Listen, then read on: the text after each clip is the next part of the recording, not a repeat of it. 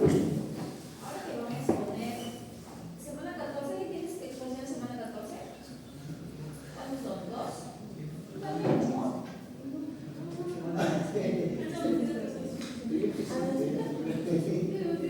Dos temas a un grupo. Era un grupo, pero creo que se retiró. Sí, un grupo de la semana 14. Tendrá que exponer la teoría ya, para todos, porque si no, no va a esto. Profesora, me parece que se han retirado los dos. Pero yo te voy a poner, me dice que ¿ustedes son un mismo grupo? No sé. Ah, A ver. del segundo ¿ustedes son turno sí se retiró. ¿Del primer turno o del segundo turno? Primer turno usted con Peralta. ¿Y ahí otro? Solo ustedes. ¿Y ustedes segundo turno? Ahí nos quedamos. Entonces, como la próxima semana, aunque va a haber ya solamente una exposición, será pues unos 45 minutos, ahí tendremos espacio como para 4 maquetas, 5 maquetas, 5 personas. ¿Ya? Se van anotando, ¿okay? Para saber quiénes son. Obviamente siempre los primeros, se han dado cuenta que siempre hay consideración porque son los primeros. ¿Okay? Obviamente la última exposición han tenido más tiempo, ¿okay? Y obviamente va a ser mucho más incisiva las preguntas. ¿Okay? Por si acaso. ¿Qué más? Ya, te pregunto si es que hay esa exposición, porque en esa exposición, ¿okay? De mecánica de fluidos deben hablar del glucocáliz. ¿Okay? Van a hablar del glucocáliz y lo que pasa en los capilares, por ejemplo, con la actualización de las fuerzas de sangre. ¿Ya? Entonces, vamos a ver aquí que el glucocáliz es como si fuera una mallita, es un carbohidrato. ¿Okay? Un carbohidrato van a ser como una barrera más. Entonces, vean la barrera del ciclo celular como si fuera una mallita por donde se va a filtrar la sangre. La sangre se filtra, se ultrafiltra y lo que va a quedar van a ser los componentes grandes. Por ejemplo, los glóbulos rojos, van a quedar los glóbulos blancos, los neutrófilos, los basófilos, proteínas como la albúmina también van a quedar. ¿Okay? Esos no van a pasar. ¿Cuándo pueden pasar? Cuando hay alguna nefropatía, de repente alguna alteración de esta membrana puede pasar. ¿Cuándo también puede existir de repente algunos componentes que no deberían estar en sangre y van a estar? Cuando van a rebasar la capacidad. Por ejemplo, vamos a ver más adelante que a nivel del túbulo contorneado proximal, ¿okay? Se va a reabsorber, porque en renal se habla de reabsorber. Recuerden que en digestivo se habla de absorber, absorción. Aquí se habla de reabsorción. ¿Sí? En el túbulo contorneado proximal, aquí, se va a dar la reabsorción de muchos nutrientes. Uno de ellos es la glucosa. La glucosa se va a reabsorber al 100%. ¿Okay? O sea, ¿qué quiere decir? ¿Que debe haber glucosa en orina? No debe haber. ¿Okay? Cuando hay glucosa en orina, eso se llama glucosuria. Así como les dije también, me acuerdo, ¿cómo se llamaba cuando había grasa en las heces? Así van a haber términos que ustedes tienen que ya les vamos a. La glucosuria, ¿ok? Es la presencia de azúcar en la orina. ¿Por qué hay ahí azúcar? En un primer momento, ¿por qué? Porque la cantidad de azúcar es tan grande que los mecanismos para poder reabsorber van a estar rebasados, ya no va a poder ir mucho. ¿Okay? Ese incremento de glucosa en el ultrafiltrado también va a hacer de que los animales orinen con mucha frecuencia. ¿Por qué? Porque recuerden que la glucosa es osmóticamente activa, va a jalar agua. Entonces va a hacer que haya más agua, y eso va a hacer que se incremente la diuresis. ¿Ya? Entonces, solamente, ¿para qué necesitamos conocer estas cosas básicas? Porque se les puede preguntar, ¿qué pasaría si no habría la barrera de filtración glomerular? ¿Qué pasaría si no hubiera esa barrera?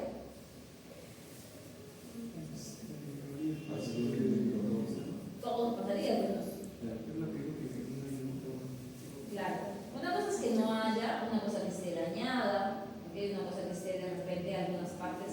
que sea mucho más permeable.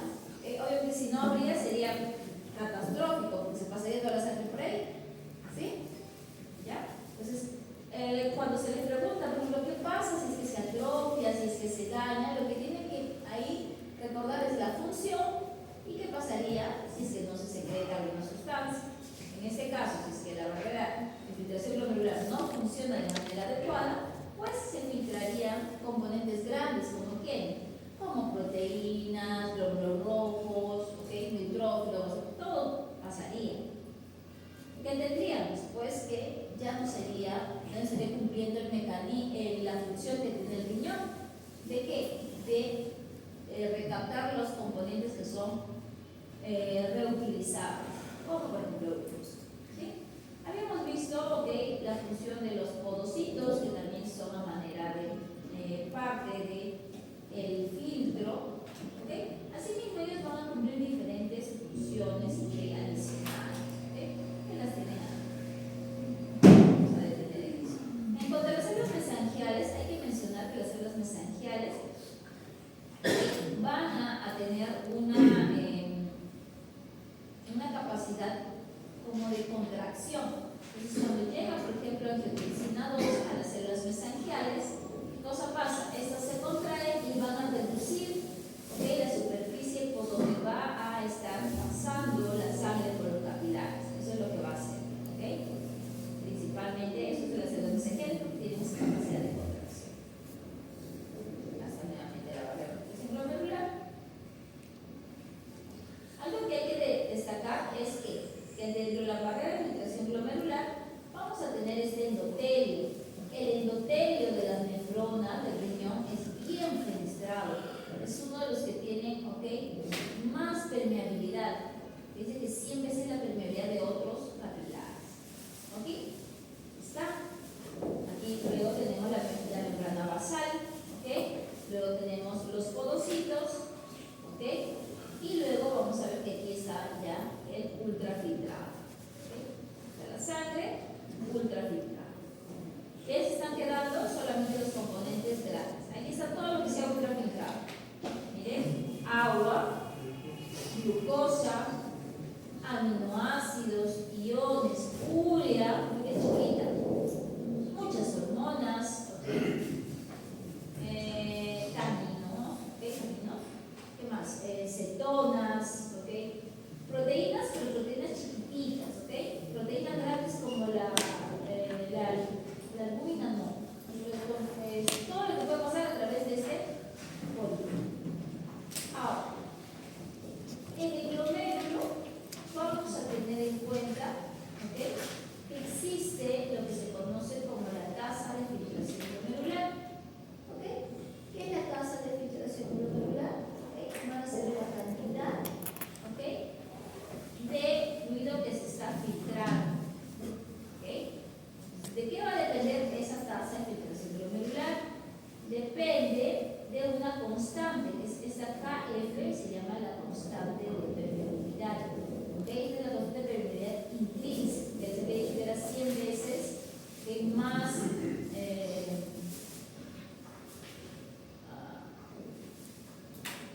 fenestrado, ¿no? Su permeabilidad es 100 veces mayor a la de los otros capilares. ¿Sí? ¿Qué más? Aquí también importante, aquí en el KF, ¿qué cosa es? Es el área de superficie disponible de los glomérulos. ¿Qué quiere decir? Si es que un glomérulo se ha dañado, ¿por qué? Porque no hay irrigación, etc., ese glomérulo se va a perder. Se pierde toda la nefrona. Entonces, si hay menos nefrona, obviamente la tasa de filtración glomerular también va a bajar. Entonces, esta constante son ambas. Por eso, justo estaba viendo una exposición, una charla sobre insuficiencia renal en gatos y decían, se puede salvar las nefronas, pero las nefronas que están vivas, ¿no? Esto todavía sobreviviendo, las que ya murieron ya fue. ¿Qué más? ¿Cómo voy a luego calcular mi tasa de filtración glomerular? Aparte de la constante de permeabilidad, también voy a tener esto, el PEF, que es la presión efectiva de filtración, puede ser presión efectiva de filtración o la presión neta de filtración. filtration pressure. ¿Sí? Pues, ¿qué cosa es la presión neta de filtración? Esta presión, ¿ok?, es la diferencia que va a haber entre las fuerzas que van a estar en el capilar, ¿ok?, en el glomérulo, que son la presión hidrostática del glomérulo y la presión, ¿ok?, coroidosmótica también del glomérulo. ¿Contra quién? ¿Se acuerdan cuando hablábamos de las fuerzas de Starling? Acá que había, esto era el intersticio, ¿se acuerdan? Capilar, intersticio. Acá había también dos fuerzas. ¿Sí? Hidrostática del intersticio y la óptica del Y intersticio. ahora solamente hay una. Solamente está la presión de la cápsula de Bowman. Y miren, esa es la que trata de salir. ¿Quién era esa presión que siempre trataba de salir? La hidrostática. Entonces la presión de la cápsula de Bowman será la presión hidrostática de la cápsula de Bowman. ¿Qué presión nos faltará acá? Oncótica. La oncótica, ¿sí? De la cápsula de Bowman. ¿Y por qué no habrá aquí presión oncótica?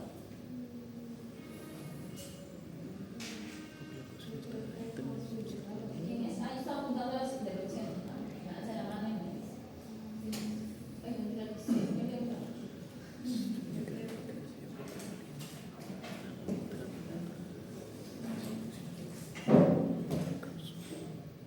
Creo que habían hablado hace rato acá. Dali, María, ¿quién nos habló? ¿También Leticia? Sí. ¿Alguien más dijo algo? Aprovechen que estoy buena.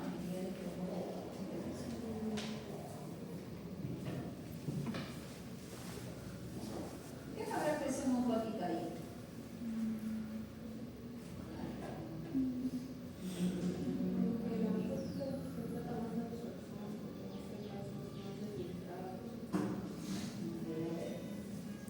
¿Qué le hemos dicho hace un ratito?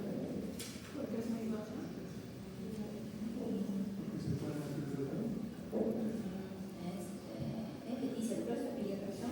Se ve que muchas intervenciones. Ya. ¿Alguien por ahí? ¿Sí? Sería porque la cápsula de Bowman se opone a la filtración y esto obliga a que la presión oncótica no llegue a sea baja. No, ya lo dije hace un momento, por eso hablé de la membrana de filtración glomerular. ¿Qué me presión oncótica ahí? A ver, hacia la mano. ¿Qué? ¿Canal negativo? No. Puede ser porque como no pasan las proteínas grandes, no hay quien entre o salga. Claro, eso obvio, ¿ves? Dijimos una doble la señorita Medina por haberlo. Obviamente hemos dicho que las proteínas, que es de la albúmina la que genera esta presión, no va a pasar. Pues, ¿cómo va a haber presión oncótica si aquí en la cápsula de Bowman no hay proteínas? ¿Ok? Ya era obvio. ¿Ya? Muy bien, señora Medina. Entonces, estas tres, presiones, se van a, digamos, sumar y restar, como habíamos visto en las cosas de Starling.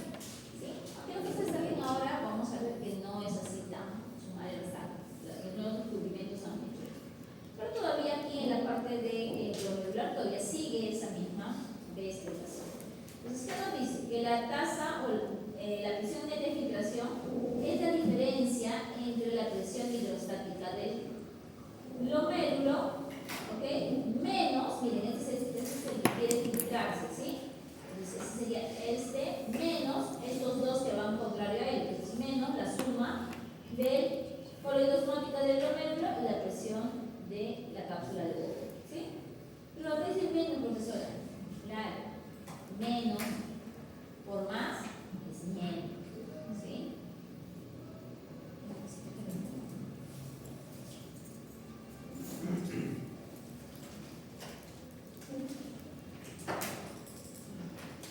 La presión neta de filtración es igual a la presión hidrostática del glomérulo, ¿sí?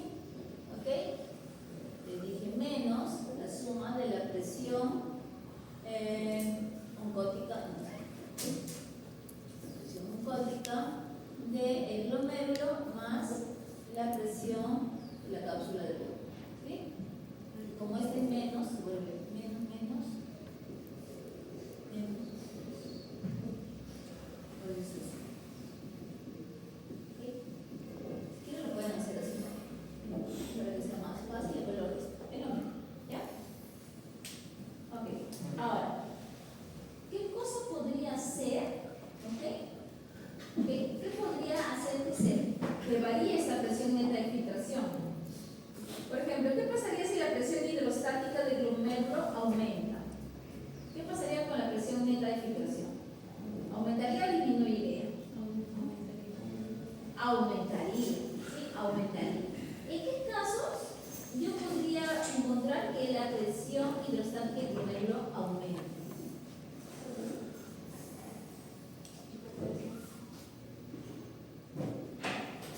Ok. Pero eso ya una hipertensión es una enfermedad. ¿No? Vamos a la parte solamente que todavía está manteniéndose la homeostasis. ¿Sí? En el caso de la hipertensión, ¿ok? Ahí es ya, vamos a ver que está relacionado ya con un desbalance de la homeostasis. Ya.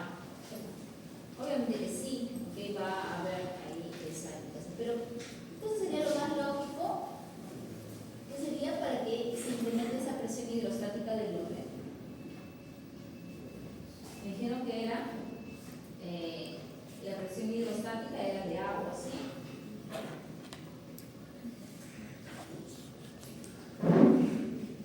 Una mayor ingesta de agua. Claro, ¿y qué haría que se incremente esa presión de agua? Insuficiencia renal. Se van a las enfermedades. ¿Por qué se van a, o sea, ¿saben la fisiopatología de la insuficiencia renal? Entonces, ¿por qué se van a la enfermedad si todavía no saben? Que cuando llega más agua, Cuando llegue más agua, cuando llegue más fluido, es cuando llegue más sangre, porque eso es sangre. Entonces, cuando de repente, a nivel de la arteriola aferente, esté llegando un mayor flujo renal. Incremento del flujo renal va a traer, ¿qué cosa? El incremento de la presión hidrostática. ¿Ok? Entonces, incluso vayan a las enfermedades. Flujo renal. ¿Ok? ¿Cuándo se incrementa, por ejemplo, que haya un mayor flujo renal? Ahí podríamos ir, por ejemplo, en el caso de las congestiones, ahí hay una curva, ¿sí? Ahora, ¿cuándo podría darse? Y una disminución de la presión hidrostática sería cuando haya un menor flujo, ¿sí? Entonces, cuando habría de repente una vasoconstricción, ¿ok?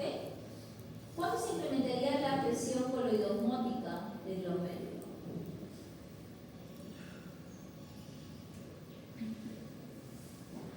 ¿Aumento de la proteína? ¿Podría aumentar? A veces cuando hay deshidratación no aumenta la proteína, pero sí su concentración, ¿no? Porque hay disminución.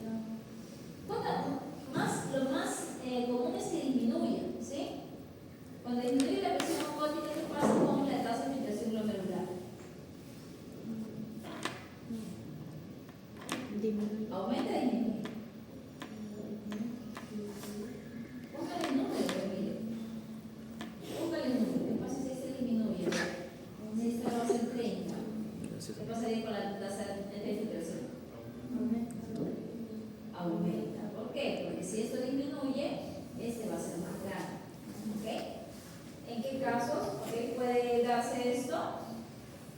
Una menor síntesis de proteínas, después de una hipoproteinemia, alteraciones a nivel hepático, donde no se está produciendo adecuada cantidad de proteínas.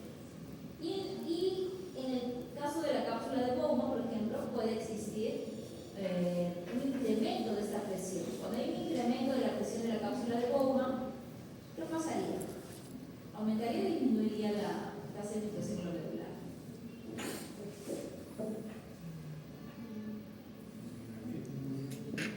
Disminuiría. ¿En qué casos puede incrementarse la presión de la cápsula de Bowman?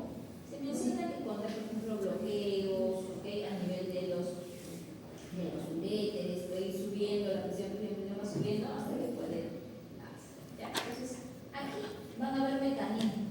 Aquí hay dos arteriolas.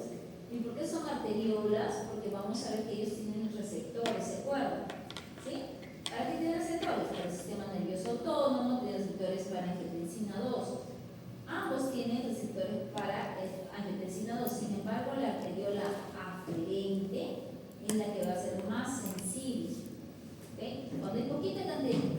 de angiotensina 2, este va a responder. ¿Por qué? Puede ser que haya poco flujo renal, pero ¿qué pasa si es que aquí hay una vasoconstricción? Llega poquito, pero hay vasoconstricción.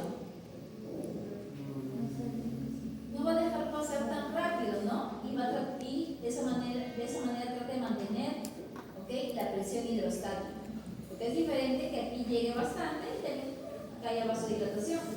¿Okay? Entonces, por eso ambos tienen diferencias en cuanto a la afinidad o a la sensibilidad a angiotensina 2. Cuando hay cantidades grandes de angiotensina 2, por ejemplo, en hemorragias, aquí sí vamos a ver que va a tener un efecto de vasoconstricción. ¿Para qué? Para tratar de cuidar. Lo que tratan de cuidar aquí es al glomérulo. ¿Por qué? Porque el aumento, de repente, o disminución de flujo puede alterar, puede dañar los componentes de este glomérulo. Y si se daña, ¿qué vamos a tener? Una nefrona menos. ¿Okay? Entonces, van a existir mecanismos que van a regular esto. Esos mecanismos son los mecanismos intrínsecos, ¿okay?, y también mecanismos extrínsecos. ¿Okay? Entonces, vamos a ver aquí, solamente acá para que vean, acá está otra vez los polos y la misma fórmula. Aquí nos habla acerca de esta permeabilidad selectiva. ¿Okay? Se había dicho que este coeficiente de ultrafiltración, ¿okay?, era una de las más, ¿okay?, de las más altas. ¿Por qué? Porque era muy permeable. Asimismo, este coeficiente también, ¿okay?, está regulada por parte de las células mesangiales. ¿Se acuerdan que habíamos dicho que tenían receptores para angiotensina 2? Es decir, si se liberaba angiotensina 2, esto se podía contraer y disminuir la superficie por donde iba a darse la ultrafiltración. ¿Sí? Un término antes de hablar de los mecanismos es lo que conocemos como la depuración o aclaramiento renal. ¿Okay? ¿Cómo es la depuración? Es la capacidad que va a tener estos riñones para poder eliminar, ¿okay?, ciertos componentes, ¿okay?, del plasma y eliminarlos en la orina. ¿Okay? Esto es para ver la funcionalidad de las nefronas, cuán bien están filtrando. ¿Sí? Entonces, se utilizan pruebas, ¿okay?, se utilizan elementos que van a permitir que se establezca esa velocidad de detección. ¿Sí? Porque ¿okay? Entonces, ¿qué tenemos aquí? Estos son unos componentes que tienen ciertas características. ¿Okay? La característica de estos componentes para que puedan ser utilizados para medir lo que es la depuración o el aclaramiento renal es que estas sustancias no deben reabsorberse ni deben secretarse. ¿Para qué? Solamente deben ser, ¿okay?, deben pasar a través de la membrana glomerular y eliminarse. ¿Por qué? Porque si no van a dañar este cálculo. ¿Cómo se calcula la depuración o aclaramiento renal? Se va a calcular con la concentración, ¿okay?, del fármaco, la sustancia en la orina. ¿Okay? Luego se va a multiplicar por el volumen urinario y también sobre la concentración que habrá en el plasma. Eso nos va a dar. ¿Esto lo vamos a calcular? No, no lo vamos. ¿Ya? ¿Qué se utiliza para evaluar esto? Se utilizaba la inulina. ¿Okay? Pero ya no, porque la inulina tienes que tú administrar, que todo esto es una. Entonces se utiliza actualmente, por eso es que los exámenes, ¿okay?, la creatinina. La creatinina se utiliza como un marcador, ¿okay? Y es parte, ustedes cuando seguro de repente llevan a sus mascotas y le han pedido exámenes, les han leído, ¿no?, urea y creatinina, ¿sí? Entonces, urea y creatinina sirve para calcular esta depuración. Incluso se ponen unas fórmulas. No las usan, me parece, en animales, pero se utilizan en eso. El tamaño, ¿okay?, de las partículas, miren cuánto, ¿okay?, cuánto peso tiene la albúmina. Por razón no va a poder filtrarse. Su capacidad de filtración es de 0.5%. Mientras que tenemos aquí que la inulina, lo que mencionaba, la glucosa, el sodio, el agua, van a filtrarse, ¿okay?, como fuera de su casa. No van a tener limitaciones. Okay. Ahora, ¿qué es lo que va a determinar esta tasa, ¿ok? Y la velocidad de filtración glomerular. La va a determinar por un lado la presión, ¿ok? Como lo mencionaron hace un rato, la presión, ¿ok? De perfusión que va a llegar, y por eso su compañera decía que en la hipertensión aumenta también el flujo, ¿ok? Y otro es por parte de lo que es ya las estructuras que van a hacer frente a este incremento, ¿ok? Por eso se menciona aquí esa oposición a la sangre, la resistencia vascular, ¿ok? Esta resistencia vascular es la que va a estar regulada por mecanismos intrínsecos y extrínsecos. ¿Cuáles son los intrínsecos? El mecanismo miogénico y el mecanismo de representación túbulo-glomerular. En los excéntricos tenemos por parte del aporte del sistema nervioso, ¿ok? Autónomo por parte del simpático, y lo que es el sistema renina-angiotensina-aldosterona por la secreción de angiotensinados. Entonces, ¿qué está pasando? ¿Qué es el reflejo o mecanismo miogénico? Es un mecanismo que trata de proteger, ¿ok? Lo que trata de hacer es proteger al glomero. ¿Qué va a pasar? Si ustedes ven aquí dice una filtración glomerular normal, ¿ok? Están viendo aquí está la arteriola aferente, está llegando sangre, se ultrafiltra y sale de esa, ¿sí? Normal. Pero ¿qué pasa? Miren aquí la flechita, aquí al comienzo, la flechita es chiquita, ¿sí? Miren, delgada, es bien delgada, entra delgada.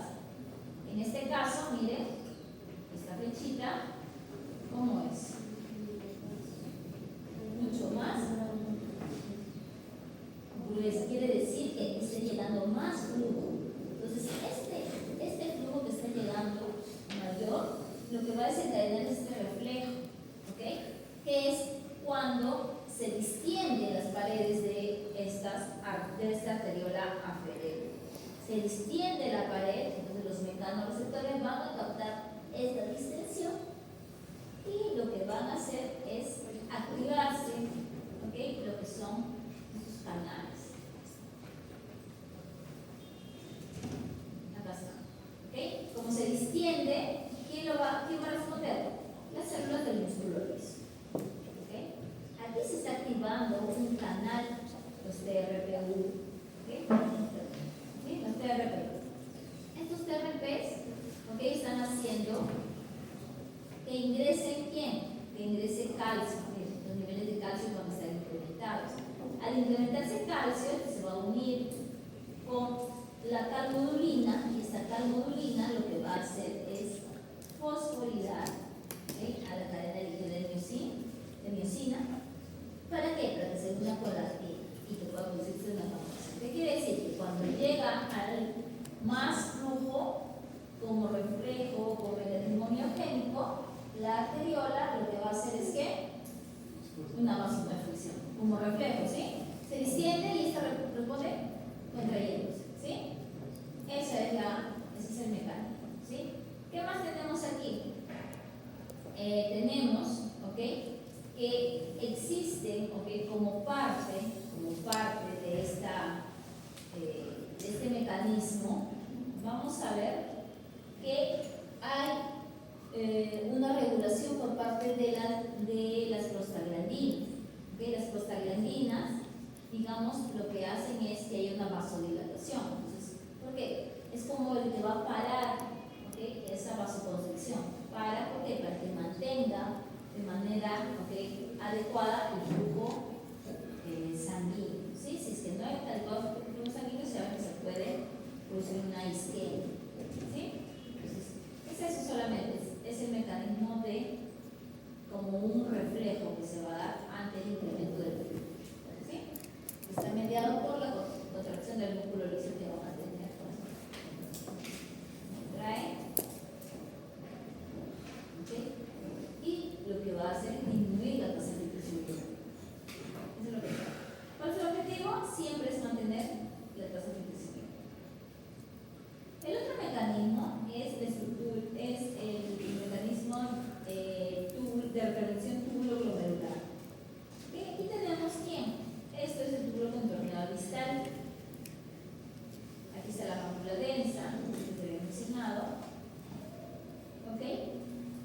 Y lo que va a pasar es que aquí en la mácula densa existen los receptores que van a captar la presencia incrementada de lo que es la concentración de clorresol. Entonces, esto va a hacer que se liberen sustancias como el ATP, y luego este ATP se va a convertir en adenosina. Y esta adenosina lo que va a desencadenar cuando se une a su receptor es una vasoconstricción a nivel de la arteriola femoral. ¿Ok? Eso es lo que se hace. ¿Okay? Entonces, ¿para qué quiero yo disminuir el calibre de las arteriolas aferentes? Porque si yo disminuyo ese calibre, ¿qué va a pasar al final? ¿Cómo va a llegar? ¿Cuánta sangre va a llegar? Va a llegar menor. Ahora, ¿por qué es importante o por qué no dejaría que haya mayor cantidad de clorresol? Porque también está relacionado con la velocidad. ¿Sí? Entonces, tengamos en cuenta ambas condiciones. ¿Sí? Miogénico y retención tubulo-glomerular están relacionados con lo que es el cuidado de la nefrona. Aquí tenemos lo que son el mecanismo, pero extrínseco. Sí, esto ya vimos, reflejo miogénico y representación tubulo-glomerular. En los extrínsecos, obviamente, es aquellos que no están, que se producen fuera del riñón. Aquí tenemos, lo que son las células glomerulares glandulares, que son las que van a liberar lo que es la renina. Entonces, estas células tienen receptores beta 1. Cuando se libera adrenalina, noradrenalina, se van a unir a estas células y lo que van a hacer es producir renina. ¿Para qué? Para que se dé el mecanismo se mueva. Toda esa cadena renina, ¿qué va a hacer? Va a convertir la angiotensinógena en angiotensina 2 y la angiotensina 1 y la angiotensina 1 se convierte en angiotensina 2, como por medio de la ECA, y así, ¿sí? En el caso de las arteriolas, aferente y eferente, que van a tener receptores para alfa 1. Entonces, si tienen receptores alfa 1, ¿qué producirán? En las arteriolas, es músculo liso. Vasoconstricción. Alfa 1 produce vasoconstricción. Así como también tienen células endoteliales que la verdad no van a tener estos mecanismos, simplemente están como células que van a producir sustancia para proteger la mucosa y para que se ve también del lugar donde puedan haber los receptores.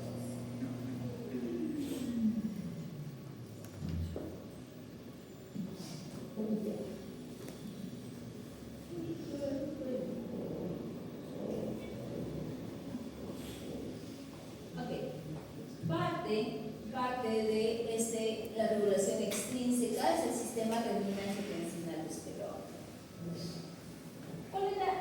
¿Qué era lo que desencadenaba este mecanismo? ¿Cuál era el estímulo?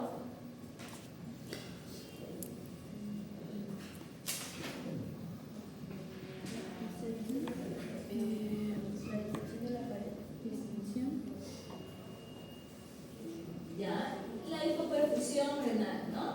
La hipoperfusión renal iba a hacer de que se libere esta renina a nivel de las células globulares y glandulares.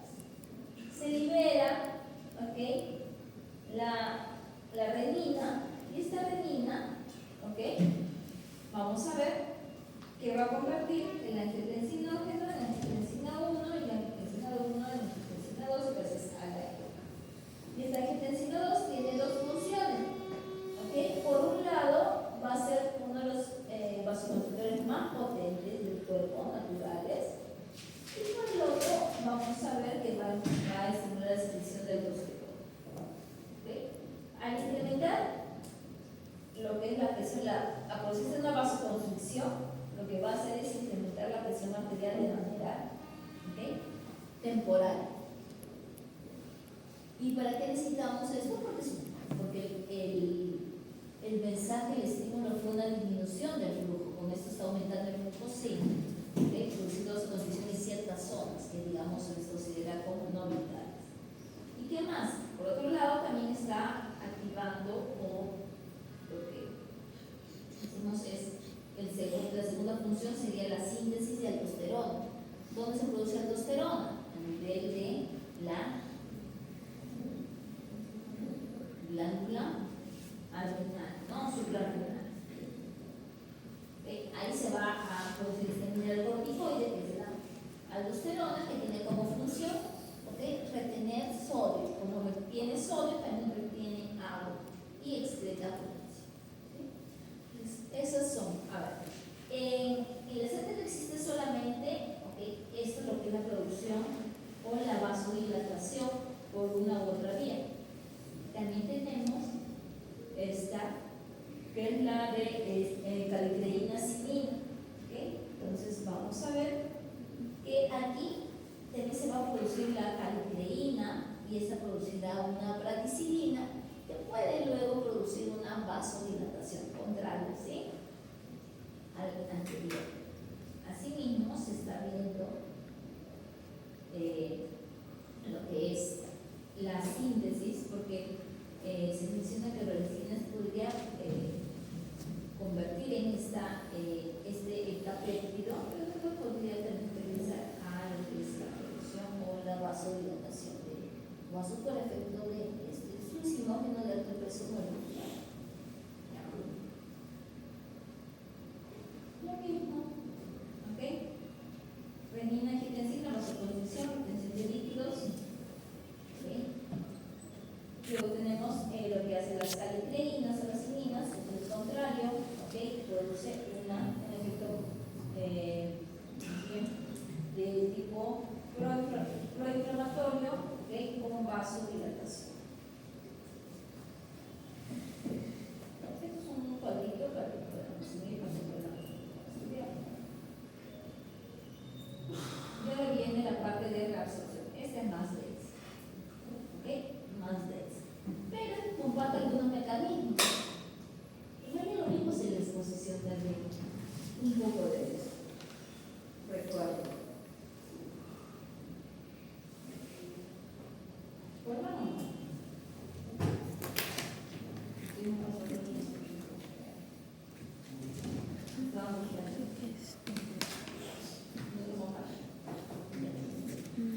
Ok, entonces, para los mecanismos de reabsorción, se va a trabajar por cada una de las zonas. Entonces, aquí primero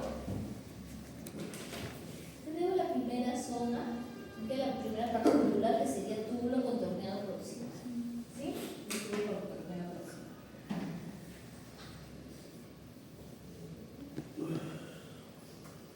Estamos con sueño.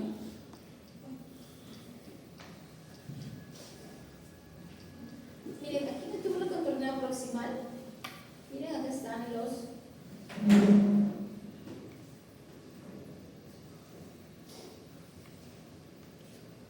todos los productos que se van a reabsorber, el sodio, cloro, calcio. Miren, todos se están reabsorbiendo entre un 75 a un 85%, ¿sí? Sodio, cloro, calcio. Asimismo tenemos, como habían dicho en las exposiciones, la reabsorción de fosfatos aquí, pero por efecto de PTH. ¿Qué más tenemos? Se reabsorbe urea, glucosa al 100%, aminoácidos al 100%. También vamos a ver que tenemos lo que es potasio, tenemos bicarbonato que se va a reabsorber junto con magnesio y agua. ¿Y qué se está secretando? Pues se menciona que se está secretando hidrogeniones.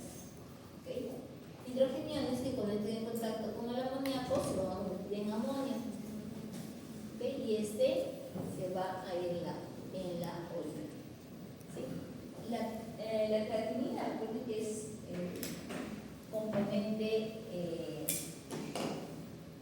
lo que son los músculos y puede ser variable, no es una tan certero porque puede darse con lo que es el catabolismo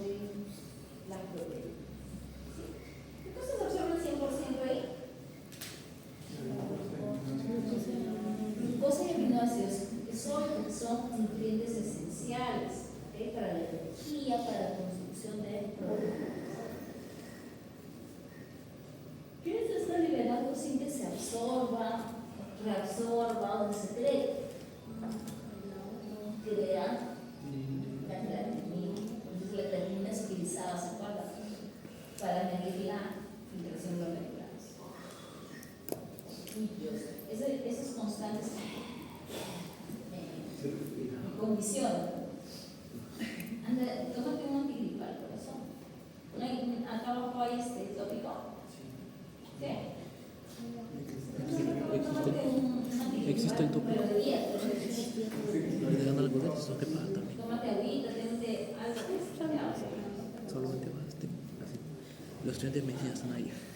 Ahora con gripe te debes poner tu mascarilla, ¿no? Desconsiderado. Ya. Ahora, ¿qué más tenemos acá? Tenemos, ¿ok?, lo que es la reabsorción de los diferentes compuestos, pero se ve muy chiquitito. Vamos a ver acá. Acá tenemos, ¿ok?, lo que es la reabsorción de la glucosa. Eso también les pedía en su examen, pero en el enterocito. En el enterocito lo hemos hecho muchas veces, ¿sí? Hemos absorbido ¿qué? Glucosa y fructosa, siempre. Glucosa y fructosa. La glucosa, ¿cómo se reabsorbe? Por medio de los transportadores de sodio y de glucosa, por medio de los SGLTs. ¿Ok? Acá está. ¿Uso eso? ¿Sí? Ahí. Entonces tenemos los SGLT2 y SGLT. SGLT2 está, digamos, en el primer tercio y SGLT1, digamos, en el segundo tercio. ¿Qué cosa hacen? ¿Okay? Van a hacer ingresar glucosa acompañada de sodio. Una glucosa o dos glucosas. ¿De qué va a depender dónde esté? Eso depende, no sé si eso le pregunté. ¿De qué depende? Va a depender de la cantidad de glucosa que va a haber. SGLT2 va a estar aquí donde justo está llegando el ultrafiltrado, es decir, va a tener mayor capacidad de poder atrapar todas las glucosas. En cambio, el SGLT1 ya va a ser más difícil, porque ya hay poca glucosa. Entonces, ¿qué? Está acá. Ahora, recuerden que todos los nutrientes, ¿ok?, que se reabsorben, se absorben en el estómago, por ejemplo, en el intestino o aquí, tienen que ir hacia un lugar que se utiliza para el mantenimiento de la misma célula.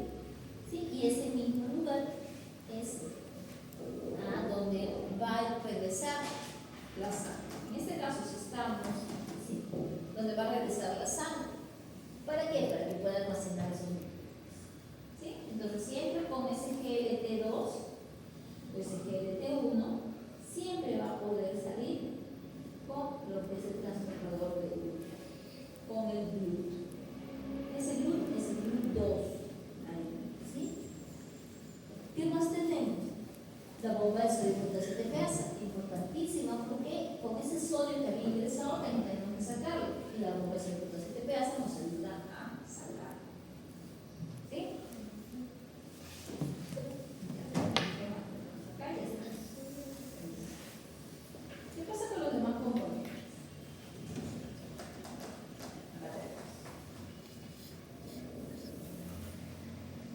Vamos con todo. Ahí pueden indicar uno que ya hemos trabajado.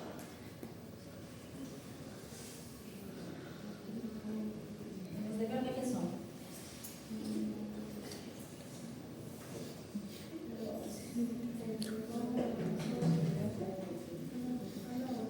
Recuerden, aquí esta es la membrana, ¿okay?, apical, que es la membrana vasolateral, que es el vaso. ¿Sí? El vaso de capilar, el vaso sanguíneo, el vaso de agua. Aquí en la membrana apical tenemos a un transportador ya conocido. ¿Quién es este? El SGLT. ¿Sí? Entonces, SGLT, tenemos también transportadores de aminoácidos. Este también es de su examen. Bueno, los aminoácidos, las proteínas se absorben como aminoácidos, dipéptidos y tripéptidos. Y dentro del enterocito ya se van a romper los enlaces y solamente va a pasar de la membrana vasolateral al intersticio como si fuera, ¿qué cosa?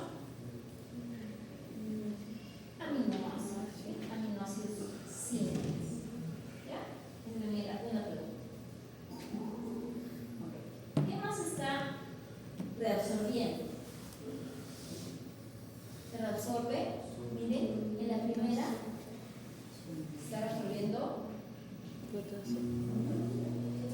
se está resolviendo sodio y ¿qué se secreta? Hidrogeno. Por eso es que el riñón es el único órgano que va a eliminar, ¿no? Ácidos, ¿sí? Luego tenemos que bueno, tenemos el pase de manera paracelular, ¿ok? De manera paracelular ingresando. Entonces, esto es porque por el arrastre. ¿Por qué? Porque ya ingresó aquí sodio. Entonces, este sodio lo que va a hacer es jalar más agua. ¿Ok? ¿Qué más tenemos? Tenemos cloro, sodio, lo que se va a absorber, que puede ser por canales, ambos, y lo que el agua también suele pasar, que sin ninguna impedimento. Recuerden que el agua se va a absorber por medio de las acuaporinas, ¿sí? Acuaporinas son poritos, proteínas integrales que van a permitir la reabsorción del agua. ¿Ok?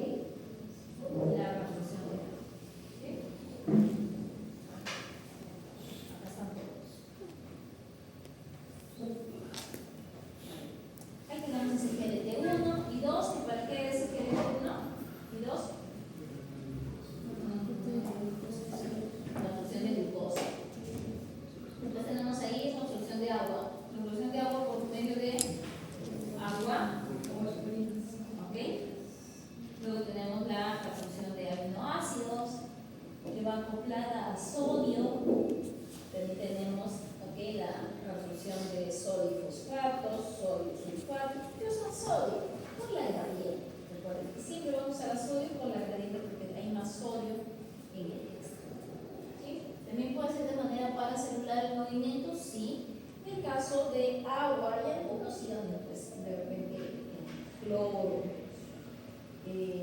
más sodio, pues sí puede. Luego tenemos más mecanismos de reabsorción como lo que sería estos transportadores de sodio, los exchange, este es NHI. ¿Qué va a pasar? Recuerden que siempre todo lo que queda tiene que descender. Todo.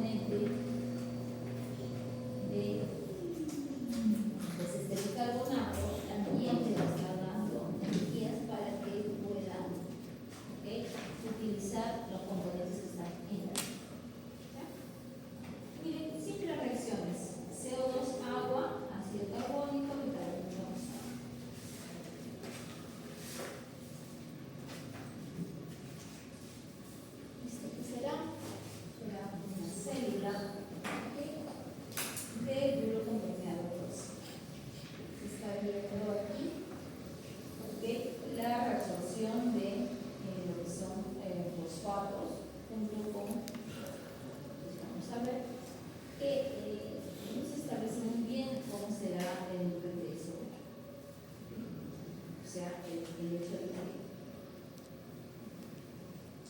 pueda liberarse, porque recuerden que lo ideal no es que se quede con el líquido, ¿sí?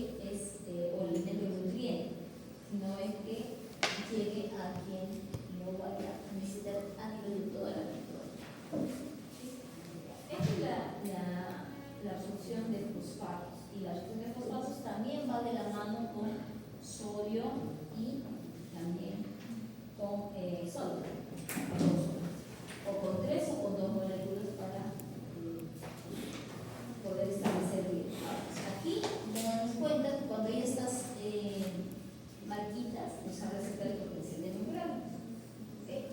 También más son indicativos del potencial de membrana.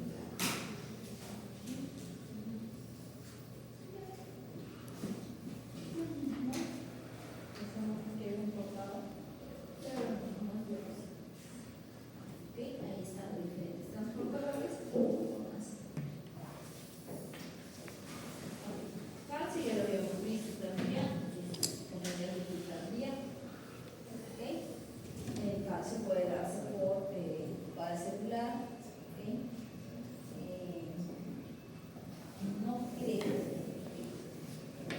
que se pueda dar de otra opción. Pero recuerden, calcio, necesitamos calcio, pero necesitamos que el calcio esté en su forma, digamos, inactiva, ¿no? Entonces, cuando necesitamos estos, por lo general están en su fase activa. ¿Qué tenemos aquí? Que el calcio se puede absorber por una gradiente o por simplemente difusión. Tenemos que este ingreso de nutrientes también tiene que salir. ¿Quién está? Siempre nuestra bomba de sodio y potasio TPA. Todas las células tienen la bomba de sodio y potasio TPA. Las de género vamos a hablar ahora en la práctica, porque vamos a ver sobre la transmisión de la citocina y la concentración y distribución jurídica. Es bastante interesante. Vamos a ir al lab, porque creo que es